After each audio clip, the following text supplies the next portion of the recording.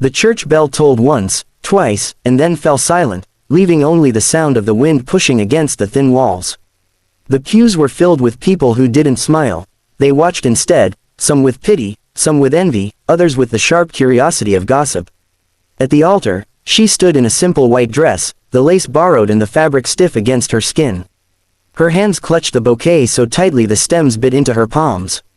She was 19, and though she'd been told this was a day for joy, her stomach churned with something colder. He was already there, waiting for her. The man they called the Giant of Red Mesa. 6.5 feet of solid muscle, broad enough to block the light from the window behind him. His hair was dark, his jaw shadowed, his hat tipped low until the preacher's voice called for him to lift it. His eyes, pale, hard, and steady, locked on hers and didn't move. When she reached him, he took her hand in one of his, engulfing it completely.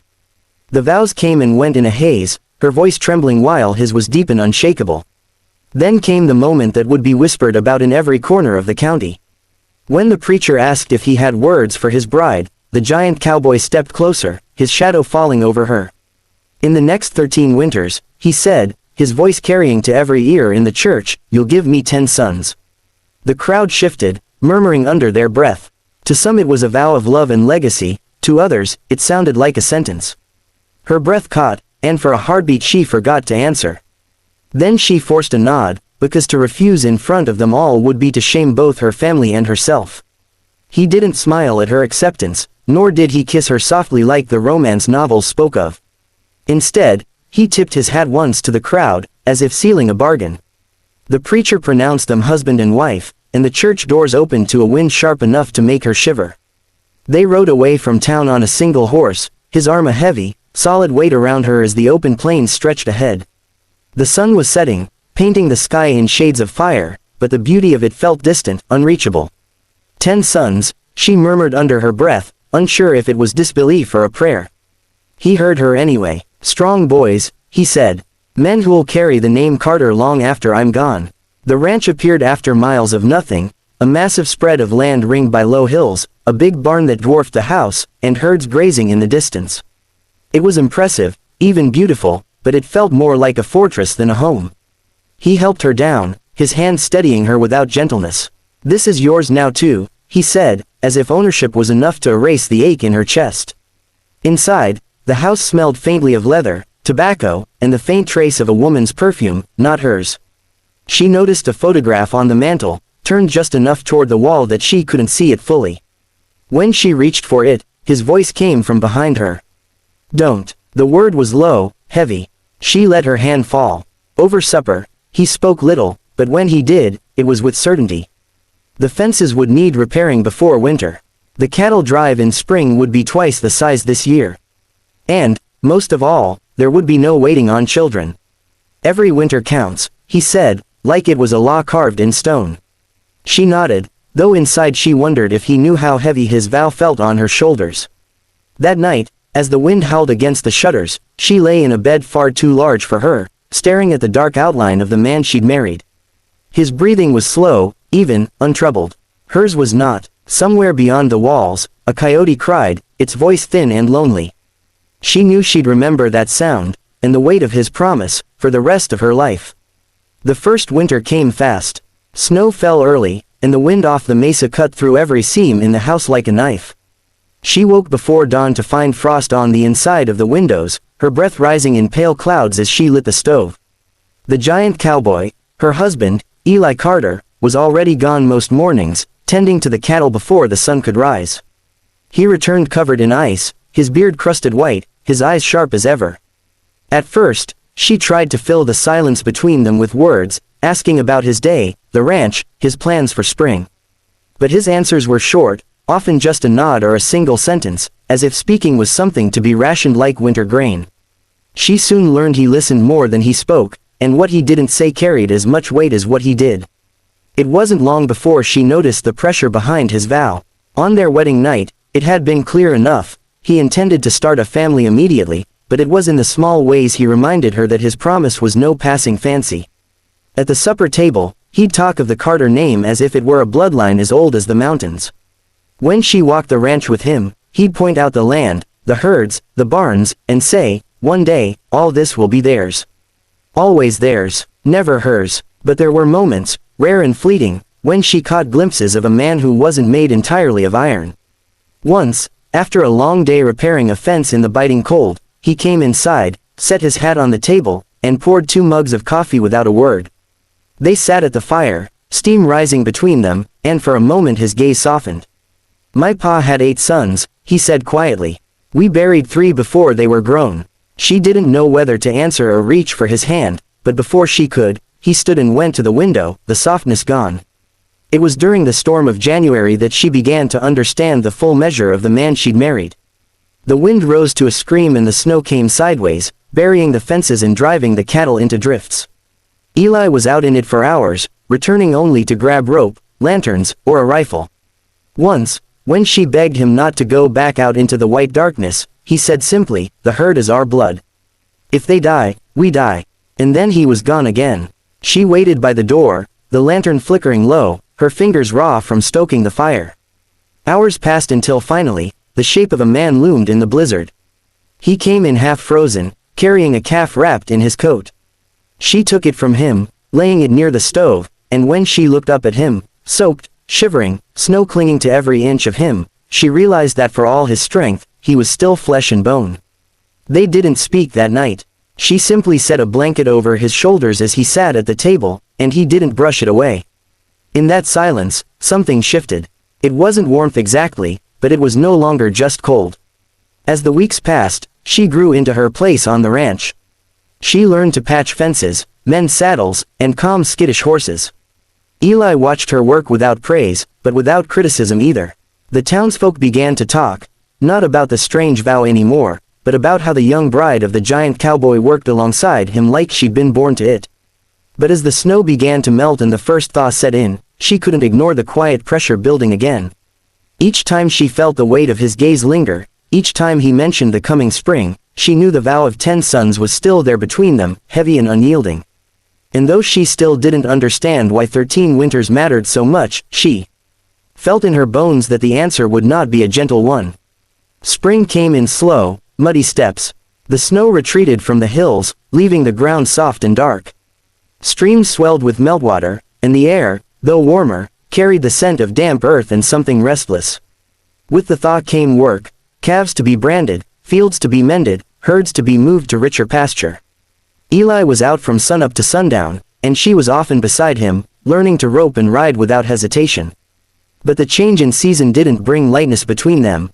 If anything, there was a new urgency in him. One evening, after supper, he unrolled a map on the kitchen table, his large hands holding it flat.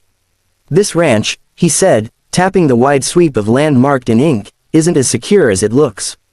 Men have been circling for years, waiting for a Carter to grow weak."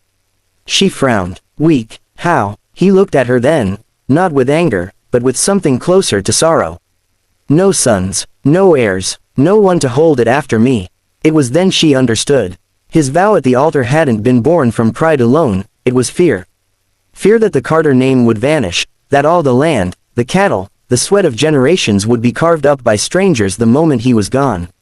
13 winters wasn't a poetic number, it was the measure of the time he believed he had left.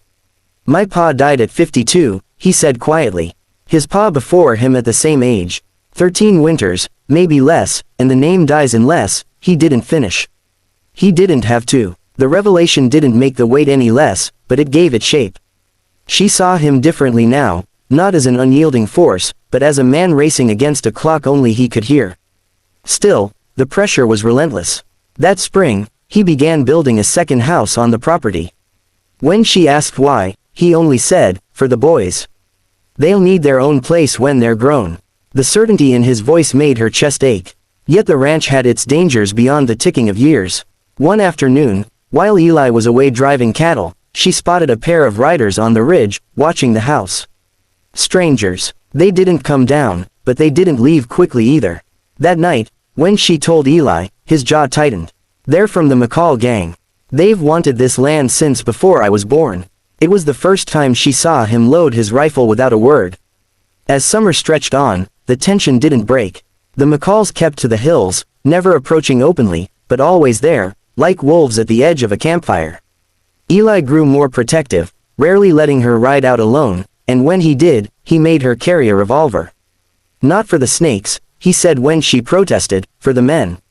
Then, in late August, it happened. A dust storm rolled in sudden and thick, turning day to dusk. She was in the barn, latching windows, when she heard the sound of horses, too many, too close. The door swung open and Eli staggered in, dust-coated, blood on his sleeve. They tried to take the herd, he said, his voice hoarse. Shot one of the hands. I drove them off, but they'll be back. She cleaned the wound in silence, her hands steady though her heart pounded. In that moment, she understood that his vow had never been about just children, it was about survival. 10 sons weren't just heirs, they were a shield, an army to stand against the kind of men who would take everything if given the chance. When autumn came and the air turned sharp again, she found herself standing on the porch one evening, watching the sun set over the wide sweep of land. Eli joined her, his hand resting heavy and warm on her shoulder. For the first time since their wedding, she leaned into him without thinking. 13 winters, she murmured. He nodded, his eyes fixed on the horizon. We'll make them count. And though she still didn't know what the years ahead would bring, storms, enemies, or the weight of the vow, she knew one thing with certainty. She was no longer just a bride in his shadow. She was part of the fight. And in the vast, wild silence of the West, that was worth more than gold, the first frost of the second winter came early, creeping across the grass like silver fire in the moonlight. Eli was already awake when she stirred, pulling on his boots with that same deliberate, unhurried strength that made her wonder if there was anything in the world that could shake him. It'll be a hard one, he muttered, glancing at the thin ice on the windowpane. We need to be ready. Readiness, she learned, was not just about the barn being full or the cattle being fat. It meant checking every fence line, every gate, every corner of the land for signs of trouble. And in those weeks, trouble had a habit of leaving tracks. Boot prints where no hand had a right to be. A cut fence with the wire still swinging. A missing steer found days later, butchered and left for scavengers on the north pasture. Eli said little about it, but she saw the way his hand lingered on the rifle leaning by the door. The McCalls were growing bolder. By Christmas, 2 of the ranch hands had quit, saying they wouldn't risk their necks for cattle that were being hunted like game. Eli didn't beg them to stay, that wasn't his way, but she could see the tension coil tighter in him each day. The vow of 10 sons hung heavier than ever. To him, it wasn't just a dream now. It was necessity. One night, after a long day hauling hay before a blizzard rolled in, he came in later than usual, his face red from the wind. She poured him coffee, and he sat without a word. Then, out of nowhere, he said, "My mother had me when she was 17. She buried my father when I was 12. There wasn't a day after that someone didn't try to take this place from her. I swore it'd be different for my wife. For my sons." She stared into the steam of her own cup, unsure how to answer. The part of her that had once bristled at his vow was quiet now, replaced by something more complicated. He wasn't asking, he was warning her about a fight that had already started. And whether she liked it or not, she was standing in the middle of it. By late January, the fight came to their doorstep. She woke to the smell of smoke, thick and sharp. Eli was already out of bed, grabbing his rifle. From the porch, they saw it. The old hay shed at the edge of the south field was burning, flames leaping into the frozen air. "Stay here," he ordered, but she was already pulling on her coat. Together they ran, boots crunching over frost, the light of the fire turning the snow to blood orange. They managed to keep it from spreading, but the shed was lost. The next day, they found hoofprints leading from the burned ruins straight toward the hills. No attempt to hide them. A message, plain as daylight. That spring, Eli's guard never lowered. He worked longer, rode farther, spoke less. She tried to keep the home warm and the food on the table, but even inside the house, she felt the war outside pressing closer. And still, he spoke of the future, not in soft hopes, but in iron plans. By the 5th winter, he said one evening, "We'll have at least half of them. By the 10th, the boys will be old enough to ride with me." By the 13th, his voice trailed off, but she knew what he meant. By the 13th, they'd be ready to stand without him. In quiet moments, she caught herself wondering what their sons might look like, tall and broad like him, or with her dark eyes and quicker hands. It was a thought she hadn't let herself entertain before, but now it slipped in uninvited, like sunlight through a crack in the shutters. When summer came again, The hills greened and the herds fattened. But the peace was fragile. The macaws had gone quiet, which was worse than their noise. Eli called it, the still before the storm. And in the stillness, she realized something she'd never said aloud: the vow wasn't his alone anymore.